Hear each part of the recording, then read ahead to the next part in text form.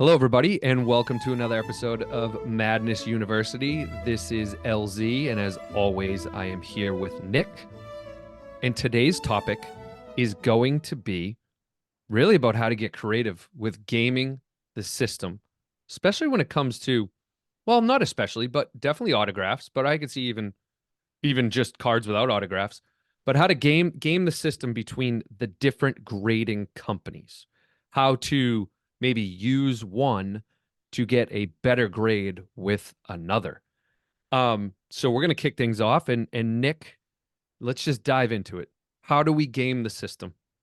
This is just madness, like this whole world. So I'm going to use a few acronyms here, and I'll try to clarify what they are.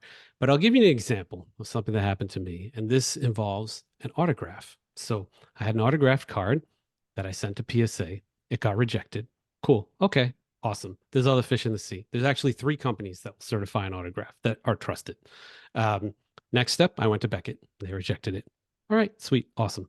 Then I go to JSA, which is James Spence Authentication. They're great. They're really known for like memorabilia, though. Their stickers are Mhm. on jerseys, football helmets, stuff like that.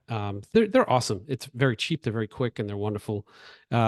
We I got the okay from them, so I got it stickered, but I wanted the card in a slab. So then I sent it back to PSA, and they rejected it again. Sometimes they'll accept it. You have to pay twice, but they'll accept it. This time it didn't. A few other Mm, times it did. So then I said, all right, cool. Let's try Beckett again. And I paid Beckett again. And they slabbed it. I was so look at happy. that. So this card went from me to the player to PSA to Beckett to JSA to PSA to Beckett to me. Wow. And at the end of the day, Spiderweb, I like map said, that thing out. I'm never doing this again. I'm just going to buy the damn card. It was such a pain. So with autographs, it's all a game. I would say just try until somebody hits it. And then Mhm. once you've got one of the big three certifying it, you're good anyway in terms of value. Like on eBay, you got the certificate. But if you want the slap, just keep hitting them. And to be honest, in like a year or two, I'll probably try again with some of these cards. Like I could be really funny and now take that Beckett slabbed JSA stickered card and send that to PSA again and be like, get the I triple. would definitely do that. Yeah, but Give it's it a I'm gonna wait. year. I'm gonna Give wait it a a little year. while. Definitely. Absolutely do that. As for grades, it's a little bit different. I mean, grading is crazy, right? Grading with PSA was a lot different 10 years ago than it is now. They're a lot easier on vintage cards. Your nine back then will get a six now. So when you're dealing with like 86 Fleer or vintage cards, the highest value and the things you want to buy are in the PSA new label. You can't miss it. It's beautiful and shiny. There's a QR code on the back and Mhm. you got a logo on the front. You'll see if it's an old label. It'll just look old. But if you have any questions, you can hit us up about that. That's really important. And then, some of the others, like you can kind of game things with higher end cards. So SGC might have an eight on like a Kareem rookie, right? And you kind of eyeball that thing and you're like, oh man, if I sent that to PSA, could I get the PSA eight? It'll be more. But here's the problem. Here's one more problem I want to mention to the audience because this will burn you good. And it burned me at least three or four times. Um, PSA's tough on card specs. They're very tough on the width of the card, the depth of the card, the height, the measurements. They are tough. Beckett and Beckett is not as tough. SGC is not as tough, and JSA doesn't even deal with it. They just kind of say it's authentic. They're really dealing with autographs. So when it comes to like the specs of the card, you could have an SGC 8 Kareem rookie and crack that thing open, and you're like, it's going to be an 8, worst case a 6. You send that to PSA, they go, nah, sorry, bud, that's authentic. That was in a screw down for 30 years, and we can tell it got smushed.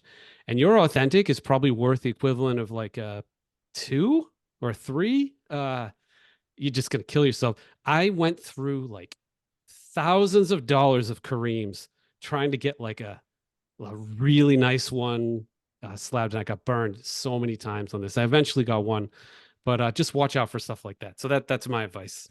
Oh, that's rough. We've referenced the story before, but for maybe those who haven't listened, we have a friend, Fireman Steve, who bought 10 Ronald Acuna PSA 10s, cracked them, got them signed, sent them back to PSA. Only 3 out of the 10 came back 10s. Oof. So it's a roll of the dice, everybody. But Nick, I wanted you to actually, you have another story that's kind of in the same realm. If I recall correctly, you bought a Jordan rookie sticker on Golden, Mm. and that one you got a steal. And that had didn't that have like a JSA sticker? Can you tell This tell everybody that story as well? this was a wild gamble. Mm-hmm. I had an MJ sticker that was signed in ballpoint that now belongs to LZ, and I wanted it in Sharpie. So Golden had an auction where they had this, blue Sharpie MJ. It looked good to me. I'm not obviously a grader, but the sig looked good. And it was just JSA certified, nothing else. So it was a raw card and it had JSA sticker on the back. And I'm like, you know what? So in a PSA slab at a decent grade, that's probably a $12,000 card. I think I bought it for five, Yeah. something like Mm-hmm. that. Mm-hmm. And now it's gambling time. So card arrived. Here's the kicker, LZ. I don't think I ever told anybody this.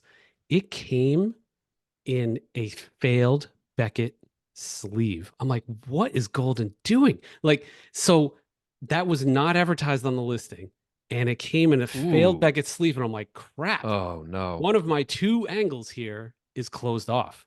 So it's either PSA or bust, or I'm like, I'm No, burned you on this didn't tell me card. that. Wow. Yeah, so Okay. it was wild. And then I sent it to PSA. And then what happens, it's kind of good news, bad news.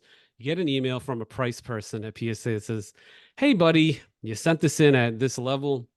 Card's now at this level because we're going to slab it. And you're like, great news. And then they're like, and you also owe us X because this is a bigger fee. $1,000. But you're happy to pay it because the Ridiculous. Yeah. value's much Yeah. higher. So Mm-hmm. I think I got like a 5.8 on that card and a PSA new label.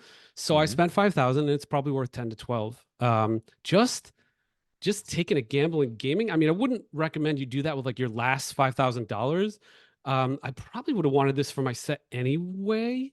Mm-hmm. Um, so it was just an interesting gamble with a good asymmetrical return, a lot more upside than possible downside. So yeah, man, it was pretty fun. It was a Look good for one. the JSA stickers, everybody. Look for them. Give it a shot. Yeah. Yeah. Or the old labels. Rick Probstein was on our show. He had great advice for the audience. It's like, look at the old blue flip labels. There's nothing wrong with the car. They just never graded it. They graded the auto, right? Mm-hmm.